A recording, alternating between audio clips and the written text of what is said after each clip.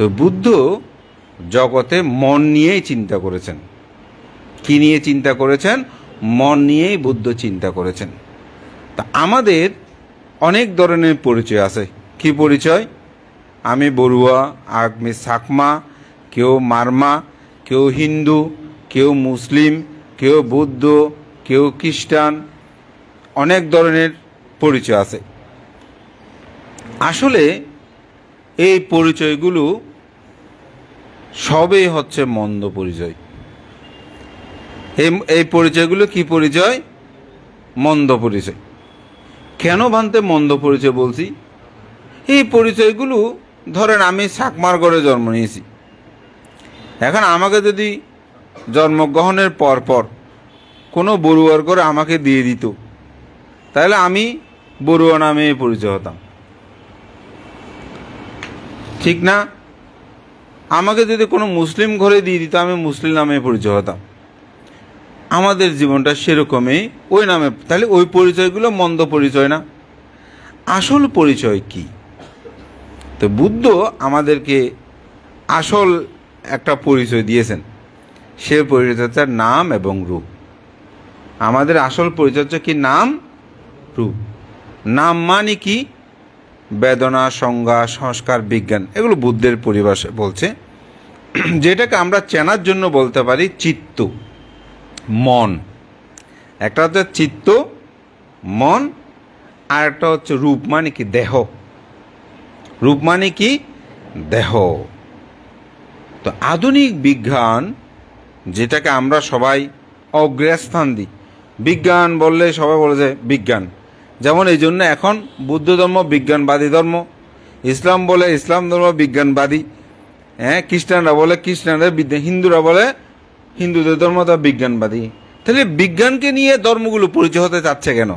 কারণ বিজ্ঞানকে আমরা এখন সবাই অগ্রস্থান দিই, ধর্মটা অনেকটা পিছিয়ে গেছে, ঠিক না? আসলে ধর্মটা, বুদ্ধ ধর্মে কখনো বিজ্ঞানকে অস্বীকার করে নাই, সেটাকে গুরুত্ব আগেও দিয়েছে। সে বিজ্ঞানটা হচ্ছে রূপ। আমি একটু উল্টো দিয়ে বলছি, বান্ত রূপ কেন? কারণ বিজ্ঞান পৃথিবীর অণু পরমাণুগুলো নিয়ে গবেষণা করে এই বিল্ডিং তৈরি করছে, ফ্যান তৈরি করতেছে, মানুষের শরীরের অঙ্গ প্রত্যঙ্গগুলো কেমন হবে, জোড়া তালি কেমন দেবে, সব এখন করছে কিসে? বিজ্ঞান। অর্থাৎ রূপটাকে কিভাবে কিরকম করে এটাকে ঠিক করা যায়, তার একটা গবেষণা চলছে চিত্ত জগতে। অর্থাৎ আমার চোখে ব্যথা, কেন ব্যথা হয়েছে? মন চিন্তা করতেছে, কিন্তু জড় পদার্থগুলো অর্থাৎ রূপটাকে গবেষণা করতেছে। তো রূপে গবেষণা করতে করতে এখানে দেখা গেলো চোখে এরকম করলে এমন হবে, এটা করলে এমন হবে, আমাদের শরীরের ভিতরে কি কি আছে এগুলো সব গবেষণা করতেছে। গবেষণা বলতে শরীরে এটা এমন ধরেছে, এটা এমন করলে এমন হবে। কে করতেছে? মন। কাকে করতেছে? রূপকে। এটা হচ্ছে বিজ্ঞানের কাজ। তো বুদ্ধ একেবারে যে রূপের কাজ করেনি তা না, করেছে। বুদ্ধ এটা করেছে যে অন্যভাবে করেছে। কীরকম করেছে সেটা একটু পরে যাব। আগে আমাদের একটু বুঝতে হবে যে নাম রূপ কেন। তো বুদ্ধ চিত্তটাকেই, নামটাকে সবচেয়ে বেশি গুরুত্ব প্রদান করেই বলেছেন চেতনাং ভিক্ষাবে কম্মাং বদামি।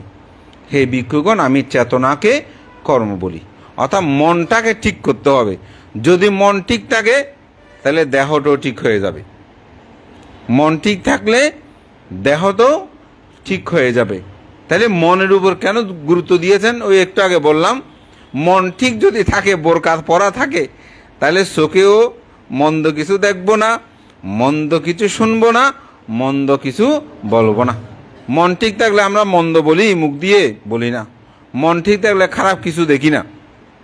মন ঠিক থাকলে খারাপ কেউ বললেও বলছে বললেও বলুক, আমার কি আসা যায়, কেন? তাহলে মন্দ কিছু শুনলাম না।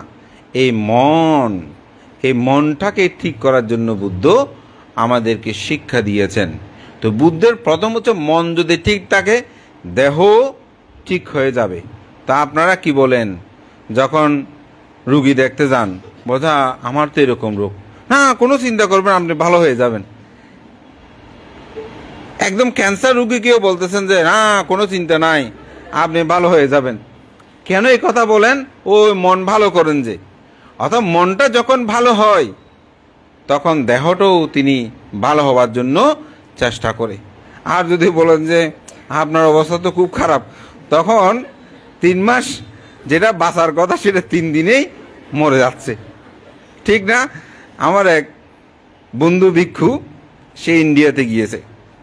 এখন ডাক্তারে তার সাথে কথা বলতে বলতে সে বলে যে ভাই আমি তো 90% ভালো হয়ে গেছি। আসলে কি সে ভালো হয়েছে? ওষুধপত্র কিছু দেয় নাই, চিকিৎসা কিছু করে নাই, শুধুমাত্র কথাবার্তা বলেছে। এই কথাবার্তা শুনে সে আমাকে বলতেছে যে আমি এখন 90%, আমাদের ওষুধপত্র দিয়েছে, বলছে না কিছু দেয়নি, এখন পরীক্ষা নিরীক্ষা চলতেছে, কিন্তু ডাক্তার আমাকে যেভাবে বলছে আমি তো একদম সুস্থ। কি বলেছে? বলছে না এটা কোনো ধরনের ব্যাপার না, আপনার কিছু হয় নাই, আশা করি আপনি তবুও কিছু টেস্ট দিতে এগুলো করান, যদি প্রয়োজন হয় ওষুধ দেবো, আর নয়তো দেবো না। এরকম বলাতে সে বলছে আমি ভালো, মানে বলতেছে এরকম বলেছে। হ্যাঁ ঠিক আছে ঠিক আছে, পরে চিকিৎসা করে দেখি ওষুধ টষুধ কিছু দিল, কিন্তু সে মানসিকভাবে কি হয়েছেন? সুস্থ হয়ে গেছেন। তাহলে মন ভালো থাকলে দেহটাও ভালো হয়। এই জন্য আপনাদেরকে অবশ্যই যখনই শিক্ষা প্রদান করে নার্সিংয়ে, সেখানে শরীরের সাথে সাথে একজন মানুষের সাথে আপনি কীভাবে ব্যবহার করবেন তার শিক্ষাটাও আপনাদেরকে অবশ্যই প্রদান করে। তো বুদ্ধ আমাদেরকে সেই মনের শিক্ষাটা দিয়েছেন। কেন? মনের মধ্যে লোভ আছে, মনের মধ্যে দ্বেষ আছে, মনের মধ্যে মোহ আছে। তো লোভ যদি থাকে আপনি কি করবেন? ঠিকমতো ডিউটি করবেন না। কেন? আরামের লোভ। আরাম মানে কাজ না করে ফাঁকি দেওয়ার লোভ থাকে যেরি। তা আমি ফাঁকি দেওয়ার লোভ থাকলে আপনি কি করবেন? ঠিকমতো চিকিৎসা না দিয়ে বসে থাকবেন। আরামের লোভ যদি থাকে পড়ালেখা ঠিকমতো করবেন না। এখানে আমরা 1000 সূত্র বললেও পাশ করানো যাবে না যদি লেখাপড়া না করেন, ঠিক না? তাহলে কিসের লোভে আপনি পড়বেন না? পড়বেন না কি? আরামের লোভ, আরাম করতে চাই, না পড়ে থাকতে। সবচেয়ে জগতে কঠিন হচ্ছে পড়ালেখা করা। এটার মতো কঠিন জগতে আর কোনো কাজ নাই। হ্যাঁ, আসলে ঠিক এটার মতন কঠিন আর কোনো কাজ, তবে এটার মতো সুখ জগতে আর নাই। কম লেখে বেশি পয়সা, ঠিক না? 2টো ওষুধের নাম লিখবে, এরকম আঁচোবাচো করে দেবে, কত টাকা দিতে হয়, ঠিক না? আসলে কেন? কারণ এই আঁচোবাচোটা লিখতেও অনেক লেখাপড়া করতে হয়। তো সেজন্য আপনাদের চেতনা জগতের লোভটাকে ত্যাগ করতে হবে। লোভে মানুষ জগতে অন্ধ হয়ে গেছে আজকে। লোভের কারণে এই পৃথিবীটা আজকে ধ্বংসের পথে চলে যাচ্ছে। আমরা পশু পাখি থেকে অদম হয়ে যাচ্ছি। মাংসভোজী প্রাণীর একটা ধর্ম আছে। কি ধর্ম? মাংসভোজী প্রাণীর ধর্ম হচ্ছে পেট যদি ভরা থাকে সে আর কোনো নতুন শিকার করতে যাবে না। আমাদের যদি কুটি কুটিও থাকে আরও চায়, এই কুটিপতিরা আরও বেশি চায়, সবাই বলবো না, বেশিরভাগ ক্ষেত্রেরই ওরা আরও বেশি চায়। আমরা যারা কোনো রকমে খেয়ে দিয়ে চলার জন্য চাই, আমরা বুঝি না যা পেয়েছে এটা তো অনেক ভালো, কিন্তু তাদের কয়েক পুরুষ শত বর্ষ খেলেও তাদের সম্পদ শেষ হবে না, এরপরেও তারা দুর্নীতি করে। তাহলে পশু পাখি থেকে অদম না? কিসের কারণে? এই লোভের কারণে। কিসের লোভ? শুধু খাওয়ার লোভ না, নাম যশ লোভ, সুন্দরের লোভ। সুন্দরের লোভ করে না? অনেকে আছে সুন্দরের লোভে পড়ে নিজের ধর্ম ভুলে যায়। এই ছেলেটা খুব সুন্দর, এই মেয়েটা খুব সুন্দর, পাগল হয়ে গেছে নিজের ধর্ম। আমি সাংমা, আমি মারমা, আমি বড়ুয়া, আমি সব ভুলে গেছি। ভুলে গিয়ে মা বাবা যে এত অর্থবিত্ত টাকা পয়সা দিল, ঠিক না, সে সব আমি ভুলে গেছি। তার মোহে পড়ে নিজের ধর্মটাও ত্যাগ করলাম, জাতিও ত্যাগ করলাম, সব ত্যাগ করে চলে গেলাম। আচ্ছা আপনারা বলুন তো, আপনারা তো আমাদের চেয়ে বেশি জানবেন। আমরা বুদ্ধের বই পড়ি আর যখন কায়া অনুস্মৃতি ভাবনা করি তখন আমরা বুঝতে পারি দেহে কত দুর্গন্ধ, ঠিক না? আপনারা তো সেগুলো প্র্যাকটিক্যাল দেখেন, কত ধরনের রুগী দেখেন না? এই চোখ, এই কান, যেগুলো সৌন্দর্য বলি, কত কবিতা, কত কিছু লিখি না? এই তোমার চোখ সুন্দর, তোমার কান সুন্দর, তোমার অমুক সুন্দর, এই সুন্দর বলে বলে পাগল হয়ে গেলাম, ঠিক না? কিন্তু আপনি যদি একদিন স্নান না করেন কি হবে? যদি 2 দিন স্নান না করেন, সে বিশ্ব সুন্দরী হোক, সে হ্যান্ডসাম যুবক হোক, যদি 2-3 দিন স্নান না করে তার আশেপাশে যাওয়া যাবে? তাহলে আমরা যে সৌন্দর্যটা দেখি, এই দেখাটা কি সঠিক দেখা? কি দেখা? মন্দ দেখা। এটা কি দেখা? এই মন্দ দেখা দেখে পাগল হয়ে যায়। যে মন্দ দেখলে কি হয়ে যায়? পাগল হয়ে যায়। এই মন্দ দেখতে গিয়েই নিজের ধর্ম ভুলে যায়, নিজের মা বাবাকে ভুলে যায়, নিজের ত্যাগটা ভুলে যায়, নিজের সব কিছু ভুলে। আরো বলি না এগুলো কি ধর্ম, কি আছে, যাই আমরা চলতে পারলে হলো। তাহলে তারা কি চলতে পারে? নিজের মা বাবা আমাদেরকে অনেক স্বপ্ন করে এখানে পাঠিয়েছে না? তাহলে তাদের সম্মান, তাদের চাহিদা, তাদের সব কিছুই আমরা কি করি? ভুলে যাই। কিসের আবরণে? রূপের লোভে। কিসের রূপ? রূপ। রূপ মানে দেহর সৌন্দর্য। মনেরও সৌন্দর্য বলি, কিন্তু মনের সৌন্দর্য ঠিক থাকে? সেটাও কি হয়? পরিবর্তন হয়। তো ভান্তে, তাহলে তো আপনি যেরকম বলতেছেন, তাহলে তো পৃথিবীতে সব এরকম মন্দ দেখা। এই মন্দ দেখাটা এই জন্যই বলছি, সেটার প্রতি যেন লোভাতুল হয়ে নিজের অস্তিত্বকে ভুলে না যায়, সে অর্থে বলছি। অর্থাৎ আমরা অনেক সময় নিজেদের অস্তিত্ব ভুলে যাই। আমার ধর্ম আমি, সেটাও ভুলে যাই। আমি বলবো একজন মুসলিম সে তার ধর্মটা রক্ষা করুক, হিন্দু হলে তার ধর্মটা সে রক্ষা করুক, বুদ্ধ হলে তার বুদ্ধ ধর্মটা সে রক্ষা করুক, সেভাবে তার সুন্দর জীবনটাকে সেই অতিবাহিত করুক। প্রত্যেক ধর্মের মধ্যে বেসিক কিছু পার্থক্য থাকলেও কিন্তু মূল বিষয়গুলো কিন্তু অনেকটা একই রকমের। শীলটার কথা বলি, যেমন বুদ্ধ ধর্মে পঞ্চশীলের কথা আছে, আপনারা গ্রহণ করেছেন। এটা অবশ্যই প্রতিপালনীয়। এই 5টা ধর্ম কি কি? প্রাণী হত্যা করবেন না, চুরি করবেন না, ব্যভিচারী করবেন না, মিথ্যা কথা বলবেন না, সুরমদ নেশাদ্রব্য পান করবেন না। ইসলাম ধর্মে কি এই 5টা নিষেধ আছে? আছে। এই 5টা নিষেধ আছে। জোর করে বলছি মনে, এখন আপনার বলতে বানতে কি বলে, ওদের তো কোরবানি। হ্যাঁ, আপনি ধর্মীয় নিয়ম অনুসারে কোনো প্রাণীকে আপনি হত্যা, অহেতুক কোনো প্রাণী কিন্তু হত্যা করতে পারবেন না। অর্থাৎ যেটা আপনি খাবেন না, পথে হেঁটে যাচ্ছেন, যে প্রাণীটা আপনি খাবেন না, হঠাৎ হত্যা করলেও কিন্তু পাপ আছে। অর্থাৎ নিয়মভাবে একটা তাদের বিধান দিয়েছে, আপনি খাবেন, সে অর্থে এটা প্রাণী হত্যাটা করতে পারেন। কিন্তু বাকি 4টা শীল হুবহু মিল রয়েছে। মুসলিম হলেও আপনি কি করতে পারবেন না? চুরি করতে পারবেন না, ব্যভিচারী করতে পারবেন না, জানা যেটা বলে। তারপর আপনি মিথ্যা কথা বলতে পারবেন না, আপনি নেশা না।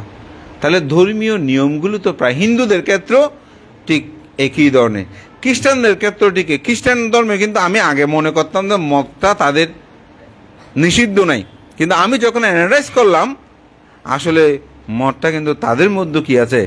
নিষেধ রয়েছে। ওয়েস্টার্নরা অনেক বেশি খায় বলে আমাদের দেশে মানুষ মনে করে মদটা বোধহয় তাদের ওখানে খুব ফ্রি। না, ভান্ত আমেরিকা গিয়েছেন, ওখানেও ওনাকে দেখেন, আপনি মদ খেয়ে গাড়ি চালাতে পারবেন না। আপনি মদ খেতে হলে আপনার লাইসেন্সের প্রয়োজন আছে, কিভাবে কেমন করে খাবেন, তাহলে ওটা অবৈধ, ওখানেও ঘোষণা রয়েছে। তো আমরা লোভের বশবর্তী হই, তাহলে কি করি? এই ধর্মীয় নিয়ম নীতিগুলো থেকে আমরা বিচ্যুত হই। এই বিচ্যুত হতে গিয়ে আমরা মোহর আবরণে আবৃত হই, ও রূপের কারণে এমন হয়ে যায়, এই মোহ আমাদের জীবনকে কি করে? ধ্বংস করে। তাতে কি হয়? নিজের সম্মান, নিজের ইজ্জত, মা বাবা, ভাই বোন, তাদের এগুলো আমরা ভুলে যাই। এখন অনেকে হয়তো প্রশ্ন করতে পারেন, বানতে এগুলো কি মানুষের জীবনে প্রধান? আসলে মানুষের জীবনের প্রধানটা কি?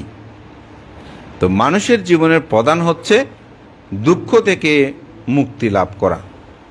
আপনারা এখানে যে নার্সিং শিখতে এসেছেন বা এটা ট্রেনিং নিচ্ছেন, কারণটা কি?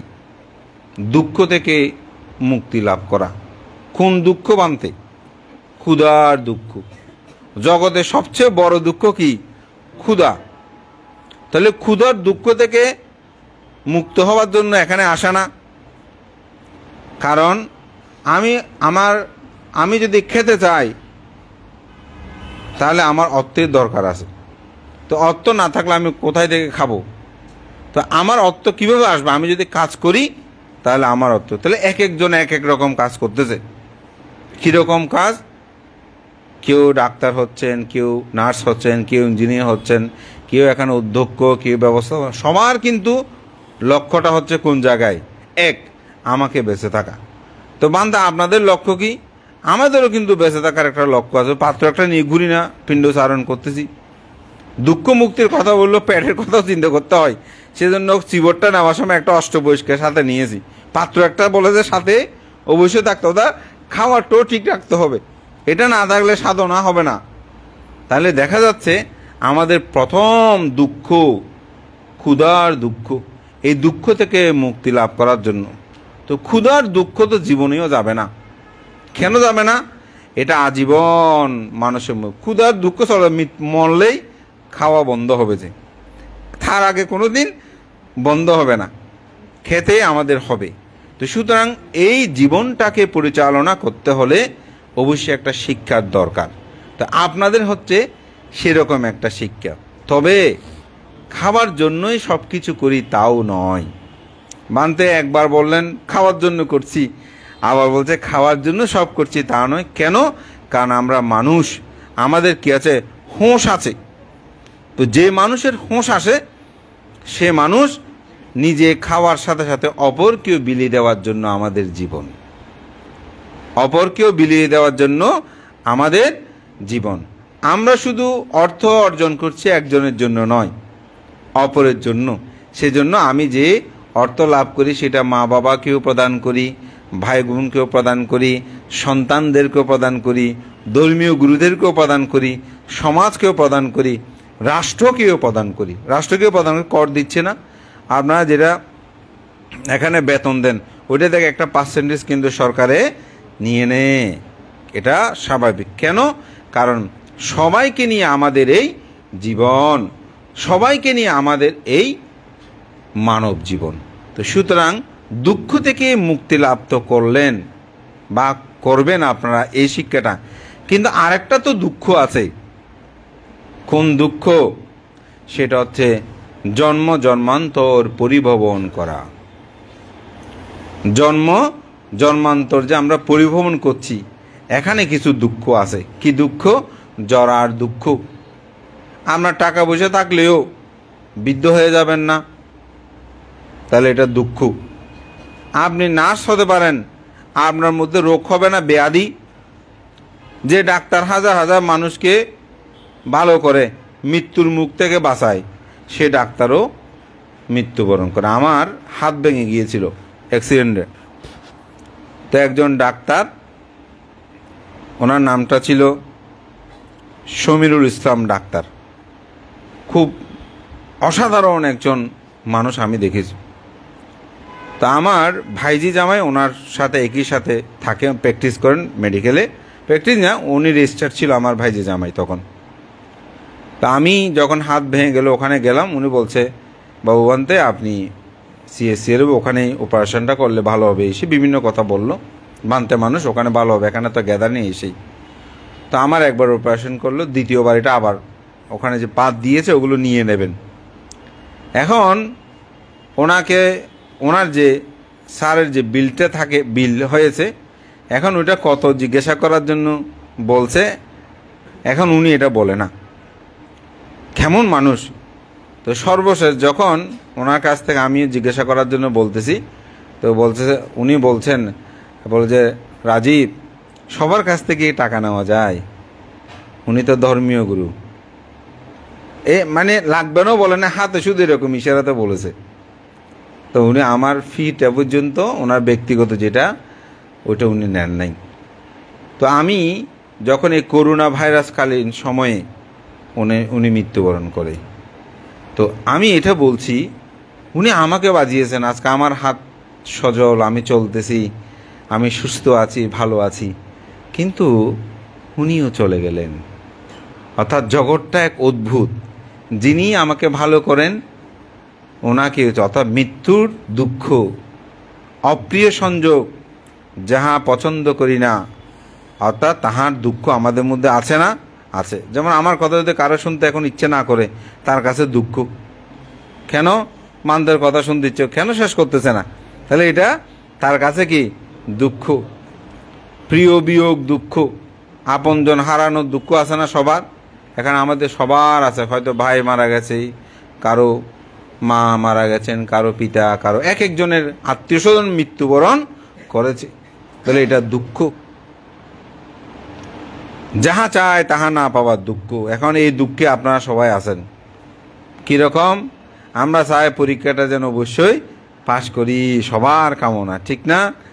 এটা পাবো কি পাবো না এটা নিয়ে খুব চিন্তায় আছি। এই দুঃখ লালন করতেছি না? আমারও আছে। আমার দুঃখ কি, আমার এই কাজটা তো বিহার ওটা করছি, আজকে পতঙ্গা থেকে আসছি।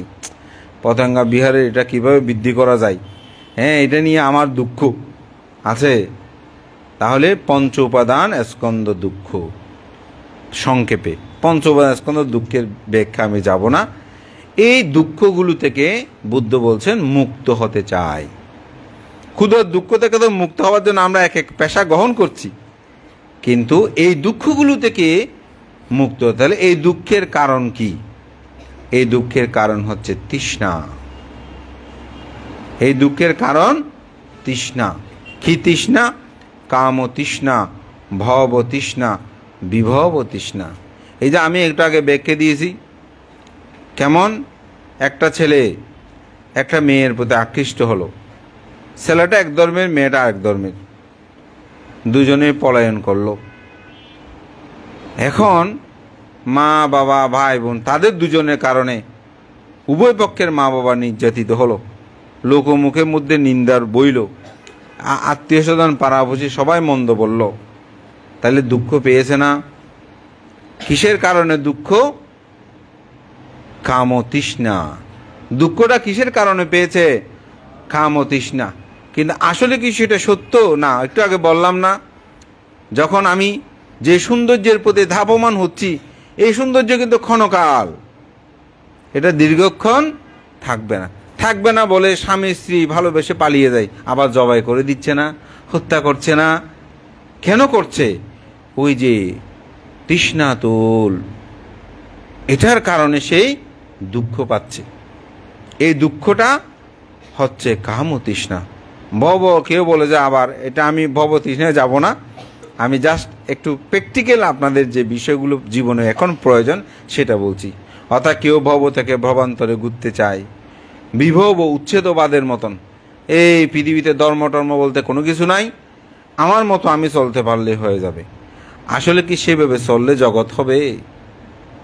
এই পৃথিবীতে আপনি বলতেছেন দেখি মানুষ সবাই সেভাবে চলতে শুরু করুক, তো আপনি পৃথিবীতে বাঁচবেন কিনা? কারণ এই পৃথিবীতে যদি খেয়ে দিয়ে চলে সব কিছু শেষ হয়ে যায়, তাহলে আপনাকে আমি শক্তিবান, আপনাকে মেরে আমি সব নিয়ে নেব। এখন জাতি জাতি সেটা হচ্ছে না। বাংলাদেশে বলেন না, শক্তি আছে, আপনি যেটা দুর্বল তাকে আঘাত করে সব নিয়ে নিচ্ছেন। এরকম যদি হয় এখানে তো কেউ আমরা টিকতে পারবো না।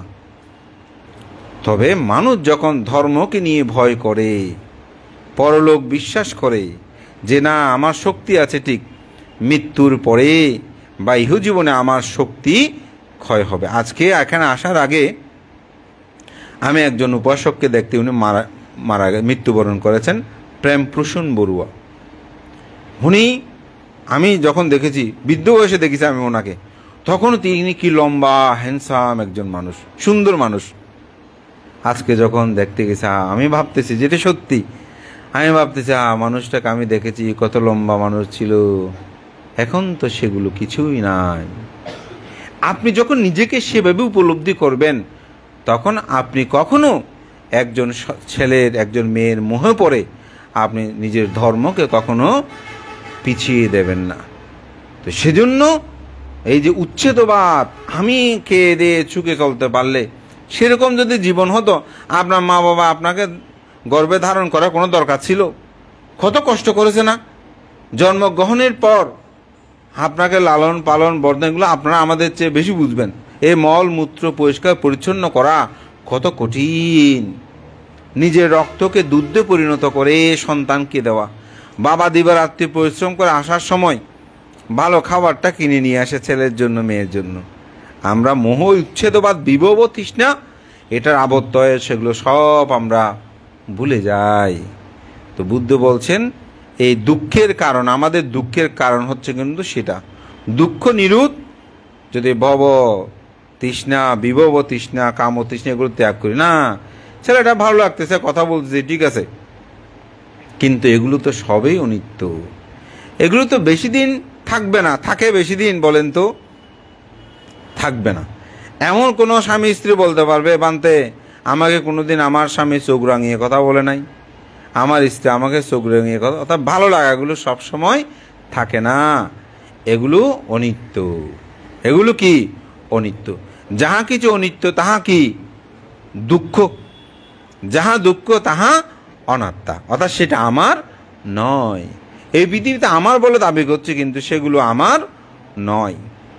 এটা হচ্ছে দুঃখ নিরোধ। তো দুঃখ নিরোধের উপায় ওই যে বললাম, যখন অনিত্য দুঃখ অনাত্মা ভেবেছেন, যেটাকে বলছে শীল সমাধি প্রজ্ঞা, এটার যখন আপনি প্রয়োগ করবেন নিজের জীবনে, তখন আপনি দুঃখ থেকে মুক্তি লাভ করতে পারবেন। তো আমার শ্রদ্ধেয় ভিক্ষু সংঘ এবং উপস্থিত সকল উপাসক উপাসিকা ছাত্রছাত্রীবৃন্দু, আমি আপনাদেরকে সেজন্যই বলছি, বুদ্ধ আমাদেরকে চিত্ত জগৎ নিয়ে বেশি সবচেয়ে গবেষণা করেছেন। দেহটা নিয়েও করেন তা নয়। দেহটা নিয়ে কীরকম করেছে একটু আগে বলেছি। দেহের মধ্যে যে অসুচি দুর্গন্ধ, বুদ্ধ এটাকে বলছেন 32 প্রকার অসুচি পদার্থ। কয় প্রকার? 32 প্রকার অসুচি পদার্থ পরিপূর্ণ। তো আপনারা কি করবেন?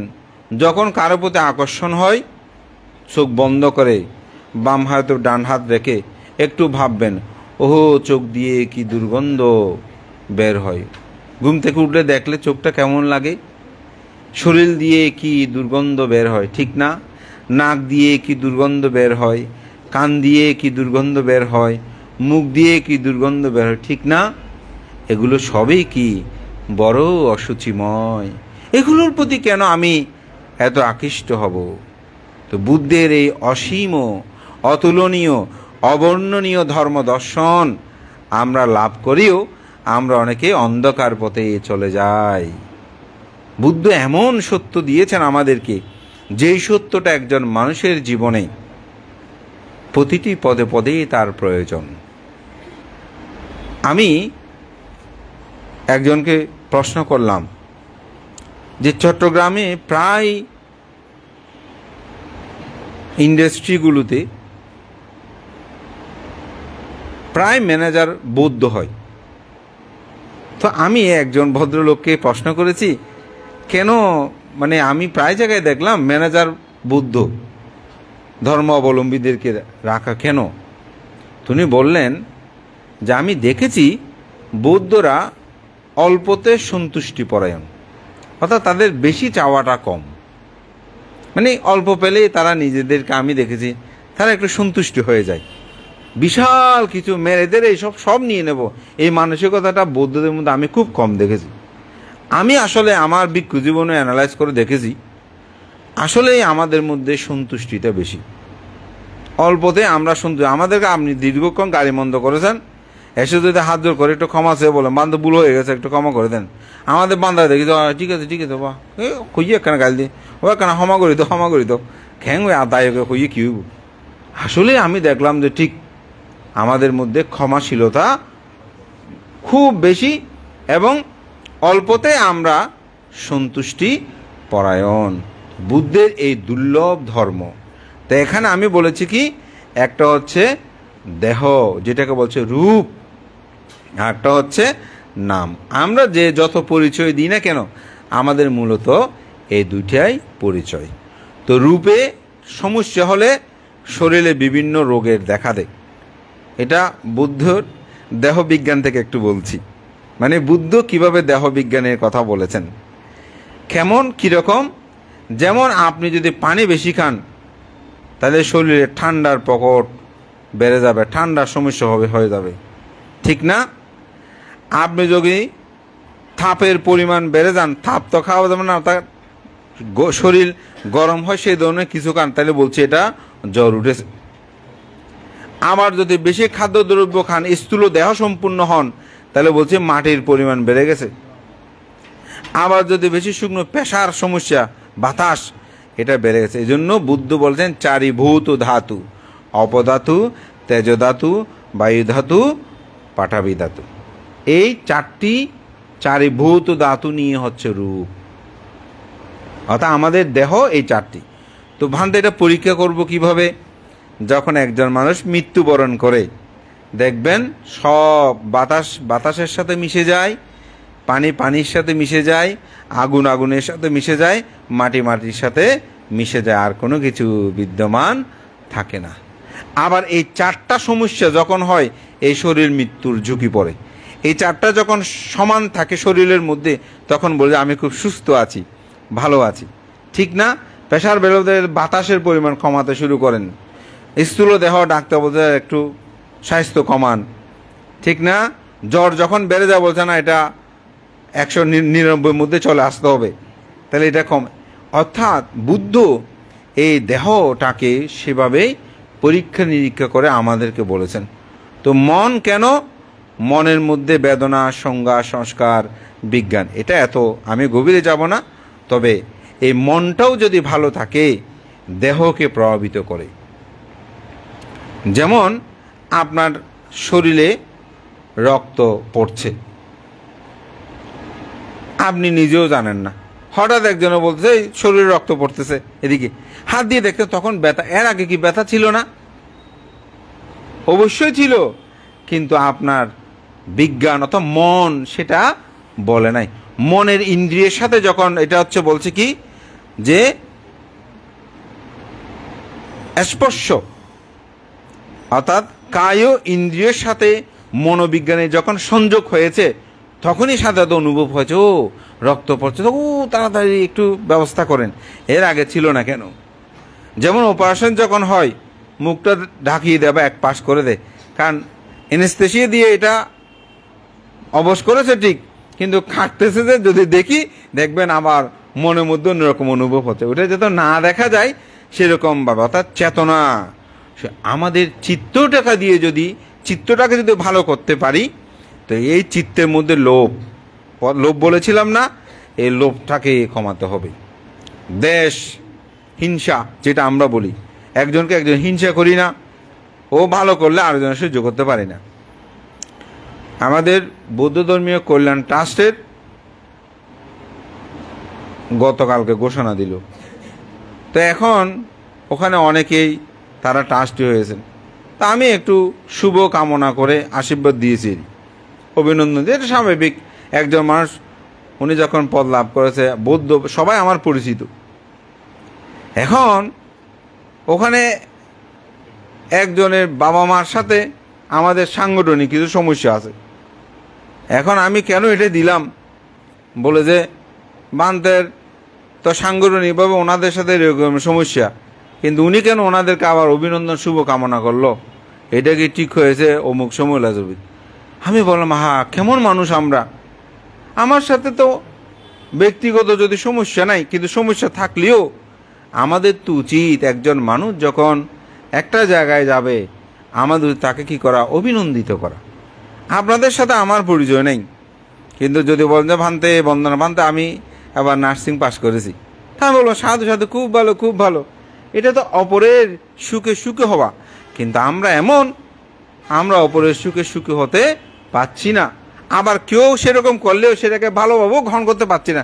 মানে নিচু হতে হতে আমরা কত নিচু হতে পারি, মন্দ হতে হতে আমরা কত মন্দ চিন্তা করতে পারি, কিন্তু আমাদের উচিত আমরা যেন সেই মন্দ চিন্তাটা না করি।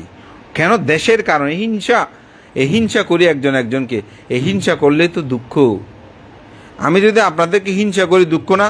এখানে যদি কেউ একজন ভালো স্টুডেন্ট থাকে, কি করবেন? আপনি তাকে অভিনন্দিত করবেন, আমরা তুমি খুব ভালো, আরও ভালো করো, তুমি আমাদের ছাত্র হিসেবে গৌরব।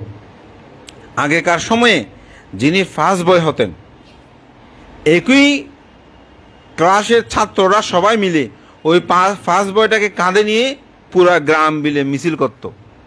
আমি নিজেও সে মিছিল করেছি ছোটোবেলায়। রোল নাম্বার ওর একই বন্ধু, সবাই আমরা পুরো পাড়া ঘুরতেছি, রোল নাম্বার 1 করেছে, আমার কাঁধেও নিয়েছি, আরেকজনের কাঁধও নিয়েছে। আপনি এখন সেটা চিন্তা করতে পারবেন? বরঞ্চ সে পাস যে করেছে এটা নিয়ে বলবেন যে মা লেখাপড়ায় তো সুবিধা না, ও কিভাবে রোল নাম্বার 1 করে ফেললো। আর ছেলে যদি মেনেও নেয়, মা বাবা বলবে যে আমার ছেলে তো লেখাপড়ায় তার চেয়ে বেশি ভালো, কিন্তু ও কিভাবে পাশ করে, বোধহয় স্যারের কোনো, ওই স্যার সেদিন ডেকে নিয়ে গেছে, ভালো খাবার দাবার দিয়েছে, একটু টাকা পয়সা বোধহয় সেদিন করে দিয়েছে। মানে আমরা এমন হয়ে গেছি। আমি আপনাদেরকে একটা তথ্যগত বলি, আমাদের বাংলাদেশ ব্যাংকের যিনি গভর্নর ছিলেন আতিউর রহমান, তার একটা আত্মজীবনী তিনি লিখেছেন। বলে আমি যখন ক্লাস 5 থেকে পাশ করলাম, তখন আমার সহপাঠীরা সবাই আমাকে কাঁধে কোলে নিয়ে আমার নাম বলে বলে জয়ধ্বনি করে গ্রামে প্রবেশ করছিল। আমার ভাই দেখে অবাক হয়েছেন আমি কিভাবে রোল নাম্বার 1 করলাম। অর্থাৎ আমি আপনাদেরকে বলছি, এরকম আমার ব্যক্তি নয়, আমি একজন বিখ্যাত মানুষ দিয়ে আপনাদেরকে দেখালাম, তার আত্মজীবনী পড়লে আপনারা পাবেন। এভাবেই অভিনন্দিত করে এইরকম এখানে যারা খুব ভালো, আপনি বলবেন যে ও আমার চেয়ে বেশি পড়ে, সেই জন্য সে ভালো করছে, আমাকে আরও ভালো পড়তে, ওকে অভিনন্দন করবেন, আপনিও পড়বেন হিংসা না করে, দেখবেন আপনি ভালো করবেন, হিংসা করবেন না। মোহর কথা বলে ফেলছি, ওই মোহ আবরণ হয়ে বলছি, ধর্ম কর্ম এগুলো করতে চায় না, মনে করছি জীবনে এগুলো কোনো কিছুই না। পৃথিবীতে এমন কিছু বিষয় আছে যেগুলো আপনি বিজ্ঞান দিয়ে চিন্তা করতে পারবেন না। তো বিজ্ঞান আর বুদ্ধ ধর্ম দূরত্ব কিছু নয়। বিজ্ঞান কি করে, একটা সমস্যা দেখলে সমস্যাকে চিহ্নিত করে, তারপর সমস্যার কারণ নির্ধারণ করে, তারপর সমস্যাটা নিরোধের জন্য চেষ্টা করে, তারপর নিরোধের উপায়টা বের করে, কিভাবে এটা সমস্যা নিরোধ হবে। তাহলে বুদ্ধ ধর্মে আমি বলে দিয়েছি দুঃখ কি সেটা নির্ধারণ করেছে, কি কি দুঃখ আছে, এই দুঃখের কারণগুলো কি কি নির্ধারণ করেছে, দুঃখ নিরোধটা কিভাবে হবে তার উপায় বুদ্ধ আমাদেরকে শিক্ষা দিয়েছেন। তাহলে বিজ্ঞান আর বৌদ্ধ ধর্ম এটা দূরত্ব কিছু নয়। আপনি যদি বলে করেন যে বান্ত আমি স্বর্গ নরক চাই না, বিশ্বাস করি না, আমি আপনাকে জোর করে বিশ্বাস করতে বলবো না, শুধু আপনাকে এই শিক্ষাটাই আমি দেব, আপনি লোভ করবেন না, দ্বেষ করবেন না, মোহ করবেন না, আপনি সুখে থাকবেন। আর যদি সেগুলো করেন আপনি প্রতি পদে পদে দুঃখ পাবেন। যেমন লোভাতুর মানুষ সে সুখে থাকে না। আমার অধ্যাপক অত্যদেশ্যবাবু এখানে আছেন, মাঝে মধ্যে আমারও চিত্ত মানে কোনো বিষয় যদি ভেবে উঠতেই কষ্ট হয়, মাঝে মধ্যে ওনার সাথে ফোনে কথা বলি। তো একদিন আমি ওনাকে বলতেছি এই বান্তেটা কথা এক জায়গায় থাকে না কেন, উনি কিছুক্ষণ পর পর পরিবর্তন হয়ে যায়, কারণটা কি বুঝে উঠতে পারি না। তো উনি আমাকে বলতেছেন, এখানে আছেন সামনে, বলে যে ভান্তে লুভি মানুষ এক জায়গায় স্থির থাকতে পারে না। তো আমি ওনার সাথে কথা বলে রেখে দিলাম। আমার কিছু মানে সত্যি কথা বলতে, আপনি আমাকে একটা কথা বলেছেন, এটা নিয়ে আমি গাড়িতে হোক যেখানে হোক আমি বসে বসে ভাবি এই কথাটা কেমন কি কথা, এই কথা নিয়ে আমি অনেকক্ষণ ভাবতে থাকি। ভাবতে ভাবতে একটা জিনিস যেটা নির্যাস যদি আমার সাথে মিলে সেটা আমি গ্রহণ করি। তো অনেকক্ষণ চিন্তা করলাম, ওই মানুষটাকে নিয়ে ভাবতেছি, আসলে উনি এক্ষেত্রে লুবি, এক্ষেত্রে লুবি, এক্ষেত্রে সত্যিই তো লুবি মানুষ এক জায়গায় স্থির থাকতে পারে না। তাই সে যেদিকে লোভ দেখাবে সেদিকে দৌড়তে শুরু করবে। কুকুর দেখেছেন না, দেখবেন কুকুরকে আপনি খাবার একটু একটু দিতে দিতে যেদিকে নিয়ে যাবেন কুকুর সেদিকে যাবে। তা আমরা তো মানুষ, আমাদের কি আছে, আদর্শ আছে, আমাদের নিয়ম আছে, আমাদের নীতি আছে। তো কেউ যদি লোভে আমাদেরকে সেই করে অনেক কিছু, আমার বিল্ডিং আছে, আমার অর্থ আছে, বৃত্ত আছে, টাকা আছে, এগুলো যদি দেখায়, আমি কি সেদিকে যাব? গেলে তো কুকুরের মতো হব। আমি তো মানুষ, আমার তো জ্ঞান আছে, আমার মধ্যে প্রজ্ঞা আছে, আমি সেই লোভকে ত্যাগ করব। আমি এগুলো চাই না। দেখবেন আপনার ধর্মও ঠিক থাকবে, আপনার জীবনও ঠিক থাকবে, আপনি সঠিকভাবে নিজের জীবনটাকে অতিবাহিত করতে পারবেন। তাই বুদ্ধের আদর্শ শিক্ষা আমাদেরকে প্রতিপালন করতে হবে। আমি একটা গাথা ভাষণ করেছি, হীন ধাম্মাং নাসে বেয়, এই মন্দ কথা, মন্দ দেখা, মন্দ শোনা, মন্দ বলা, এটা হচ্ছে হীন ধর্ম। হীনো ধাম্মাং নাসে বেয় পামা দে না নাসাং বাসে। এতক্ষণ যে বলেছে প্রমুক্ত হব না আমরা, অর্থাৎ মোহ আবরণে আবিষ্ট হয়ে মা বাবা ধর্মজাত এগুলো যেন আমরা ভুলে না যায়। মোহ আবরণ এটা হচ্ছে কিসের? প্রমুক্ততা জীবন। প্রমুক্ত মানে কি? অর্থাৎ যার মধ্যে হোশ জ্ঞান নাই, জ্ঞানহীনভাবে কিছু মানুষ চলাফেরা করে না, কীভাবে মদ গাঁজা খাচ্ছে, এদিকে ঘুরতে কী করতে, লেখাপড়া নাই, এখানে পাশ হয়ে যাবে, হবে না তো। ফামা দে না মিথ্যা দিট্টি নাচে বিও, আমাকে অমুকে করবে, চলাবো, বৈশ্বিক কোনো শক্তি আমাকে আমার জীবনটাকে পরিচালনা করবে, এরকম যেন কোনো চিন্তা মনের মধ্যে না আসে। অর্থাৎ মিথ্যা দৃষ্টির আবরণে যেমন অনেকে বান টোনা এগুলোতে আচ্ছন্ন হয়ে যায় না। আরে আমি মানুষ, আমরা সেখানে দাবমান। একটা বানরের গণনা আমরা শুনতে চাই, ঠিক না? বানরের গণনা অনেকে শোনেন না, বানরের গণনা করে নাকি আমার ভবিষ্যৎ বলবে। আমি মানুষ, পৃথিবীর শ্রেষ্ঠ জীব, আমাকে আর আমি বানরের ভবিষ্যৎবাণী করবে, সেটার উপর আমি চলবো, লক্ষ হাজার হাজার টাকা শেষ করে দে। এটা আমার কাছে খুব অবাক লাগে। একটা কবুতর সে একটা সিটি নেবে, সিটিটা পড়বে, এটা নিয়ে আমার ভবিষ্যৎবাণী করে। আরে আমরা পৃথিবীর শ্রেষ্ঠ জীব, পৃথিবীর শ্রেষ্ঠ জীব হয়ে আমরা বানরের গণনা ভবিষ্যৎ চিন্তা করি, পাখির গণনায় ভবিষ্যৎ চিন্তা করি। কি এক অদ্ভুত মানুষ না আমরা। আরে আমরা মানুষ, আমরা কর্ম করব, সৎ কাজ করব, সৎ ফল আমি পাবো। আপনি ভালো পরীক্ষা দিলে আপনি ভালো রেজাল্ট করবেন না? অবশ্যই করবেন। এটার জন্য গণনা করে টাকা পয়সা খরচ করার কোনো দরকার আছে? নাই। এই মিথ্যা দৃষ্টি, বুদ্ধ বলছেন মিথ্যা দৃষ্টি থেকে আপনি দূরে থাকবেন। নাসিও মারা বন্দানাং, যদি এই মিথ্যা দৃষ্টি আবদ্ধে সে কখনো মার থেকে মুক্তি লাভ করতে পারে না। মার মানে কি? এগুলো দৈবিক কোনো শক্তি শুধু তা নয়, মনের মধ্যেও মার আছে। এই যে বলে যে আমাকে মারে পেয়েছে, যখন পড়তে বসতে ইচ্ছে করতেছে না, বুঝতে হবে আমাকে মারে পেয়েছে।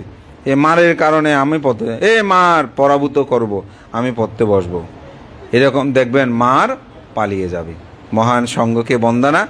আপনাদেরকে একটু হাসিয়ে অনেক কথাবার্তা বললাম যাতে সবাই উপলব্ধি করতে পারেন বুদ্ধের ধর্ম এটা অনেক কঠিন কিছু নয়। এটা আমাদের জীবনে যদি আমরা প্রয়োগ করি দেখবেন আমরা খুব সুখ অনুভব করব। তো আমি প্রগতি নার্সিং কলেজের সকল কর্মকর্তা, অধ্যাপক এবং শিক্ষক মণ্ডলী, যারা ছাত্রছাত্রী, আপনাদের সকলকে আমি আন্তরিকভাবে ধন্যবাদ জানাই আমাকে আহ্বান করে। আজকে আমরা তো বিভিন্ন ধর্ম সবাই হয়তো বুদ্ধ বিহার অথবা বুদ্ধ কোনো আয়োজনে আমাদের দেশনা হয়। তো আজকে এখানে আমার খুব ভালো লাগছে যে এখানে বৌদ্ধ ধর্ম অবলম্বীগুলোর সাথে হিন্দু মুসলিম সকল সম্প্রদায়ের সবার উপস্থিতিতে আজকে আমরা এখানে একটা মেলবন্ধন রচনা করেছি। তো তাতেই আমি মনে করি আমাদের একে অপরের আন্তরিকতা, সৌহার্দ্যপূর্ণগুলো আমাদের মধ্যে সৃষ্টি হয়। তো পুণ্যের কাছে প্রার্থনা করি আপনারা সফলতা লাভ করুন। তবে আমি এটাও মধ্যম পথের কথা বলবো, সারাদিন পড়লেও যদি ধর্মের পুণ্য পারামিতও না থাকে অনেক সময় অনেক অন্তরায় হয়, এটাও কিন্তু ঠিক। ধর্মটাও এটা প্রয়োজন। বলেছি না বিজ্ঞান সব সমস্যার সমাধান দিতে পারে না, আবার ডাক্তারি পেশাতেও আপনারা যেটা দেখছেন এটা সবাই সব কিছু সমাধান দিতে পারে না। পৃথিবীতে কিছু এমন বিষয় আছে যেগুলো আসলে মানুষের কর্মের সাথে নিহিত রয়েছে। এই জন্য বলছে মানুষের উন্নতি শ্রীবৃদ্ধির জন্য তিনটি জিনিস। একটা হচ্ছে অতীত জন্ম জন্মান্তরের পুণ্য, দ্বিতীয় হচ্ছে সৎ লোকের সংস্রব, অর্থাৎ ভালো প্রতিষ্ঠানে যদি লেখাপড়া না করেন হবে না, ভালো স্থানে যদি না থাকেন, ভালো বন্ধুবান্ধব যদি না থাকে তাহলে বিপদে পড়বেন। আর তৃতীয় হচ্ছে আত্মপ্রচেষ্টা। আপনাদের মধ্যে যদি সে আত্মপ্রচেষ্টা থাকে তাহলে আপনারা সফলতা লাভ করবেন। আমার প্রত্যাশা থাকবে আপনারা সফল হন। এবং ইতিমধ্যে এখানে আলোচনা হয়েছে বুদ্ধের ধর্ম দর্শনীয়, বুদ্ধ 10 প্রকার যে কুশল কথা বলেছেন তার মধ্যে একটা অন্যতম কুশল কর্ম হচ্ছে সেবা। তো সুতরাং পৃথিবীতে আমাদের দেশে নার্স বললে এখন অবশ্যই অনেকটা কেটে যাচ্ছে। নার্স বললে এটাকে একটা ছোট চাকরি মনে করত। আমি যখন বিদেশে বিভিন্ন জায়গায় গেলাম আমি দেখে অবাক হয়েছি নার্সদের সম্মানটা কীরকম। আপনি অস্ট্রেলিয়াতে যখন গেলাম তখন একজন বলছে, বানতে আমরা যেখানে ঘন্টায় 24 12 টাকা পায়, আর নার্সরা এখানে 32 টাকা, 32 ওদের ডলার, অর্থাৎ ডবলের চেয়ে বেশি সে লাভ করে। অবাক করার বিষয়, সেখানে একজন নার্সের কী সম্মান, এগুলো বলার মতো না। তা আমাদের দেশেও এটা এখন পরিবর্তন হয়ে গেছে, এখন পরিবর্তন হচ্ছে। এই সেবা পেশাটার গুরুত্ব কিন্তু এখন অনেক অনেক বেড়ে গেছে। আমার অনেক জ্ঞাতি স্বজনও ওরা এখন এখানে লেখাপড়া করছে বিভিন্ন ক্ষেত্রে। তা আমি সেজন্য বলছি, সুতরাং এই পেশার একটা মর্যাদাপূর্ণ এবং এটা পুণ্য। অনেক মানুষের জীবনকে আপনারা রক্ষা করবেন। ডাক্তার নির্দেশনা দেবে আপনার উপর একজন রুগী। সুতরাং বুদ্ধ যে কুশল কর্মের কথা বলেছেন, তাহলে আমি চাকরি করার সাথে সাথে আমি কুশল কর্ম আমি করব। তাহলে দুটা দিক, একটা বলেছিলেন শুধু খাবারটা না, যদিও প্রথমে বুঝে সেদের সাথে আমাদের কিছু মানবিকতার বিষয়গুলো আছে। শ্রদ্ধেয় সভাপতি ভান থেকে বন্দনা জানিয়ে আবারও এই অত্র প্রতিষ্ঠানের প্রতি কৃতজ্ঞতা জানিয়ে আপনাদের সবার মধ্যে ধর্মজ্ঞান উৎপন্ন হোক। সকাল সন্ধ্যা একটু দুবেলা বন্দনা করবেন, বন্দনা করেই তারপর আপনাদের যত কার্য আছে সেগুলো সুসম্পন্ন করবেন। এই প্রত্যয় ব্যক্ত করেই নিজেদের ধর্ম, নিজেদের ঐতিহ্য, নিজেদের কৃষ্টি, সেগুলোকে কখনোই ভুলে যাবেন না, জলাঞ্জলি দেবেন না। কোনো মোহ আবরণে আবৃত হয়ে আপনার সবসময় সুন্দর সৎপথে চলবেন। এই প্রত্যয় ব্যক্ত করে আমার নাতি দীর্ঘ ধর্মকথা এখানেই শেষ করছি। জগতের সকল প্রাণী সুখী হোক।